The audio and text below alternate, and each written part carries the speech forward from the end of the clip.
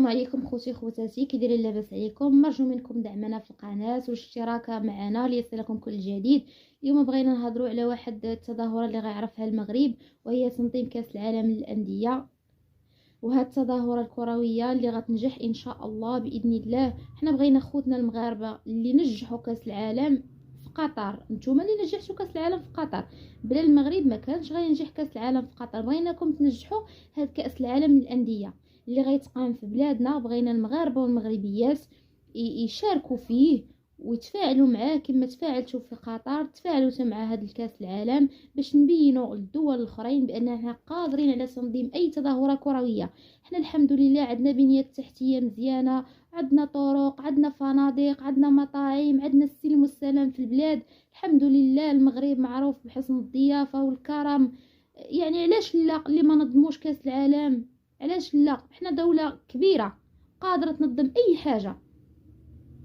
هانتوما شفتوا الجزائر نظمت كأس الشان اللي ما عنده قيمة، ما عنده حتى حاجة، فرحانين وباغيين ينجحوه. واخا هو اصلا ما نجحش حيت ما شاركش فيه المغرب، يعني كتعتبر كاس فاشل. واخا تربح به الجزائر حنا ما كنعترفوش به اصلا، حيت هذاك الكاس اللي ما حضرتش فيه الدولة المغربية كيتلغى، كيتعتبر لا شيء.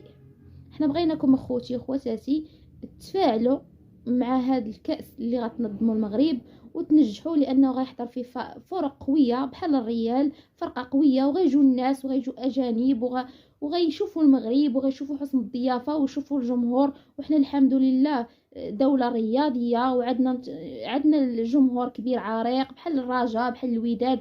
هادو انديه كبار في المغرب، وعندنا ناس طيبين وكرماء. وبغيناكم تفاعلوا مع هذا الحدث. بغيناكم ديروا الحماس كما درتوه في قطر وكما شجعتوه في قطر ونجحتوه. نتوما باش نجحتوه بغيناكم تنجحوه حتى في المغرب.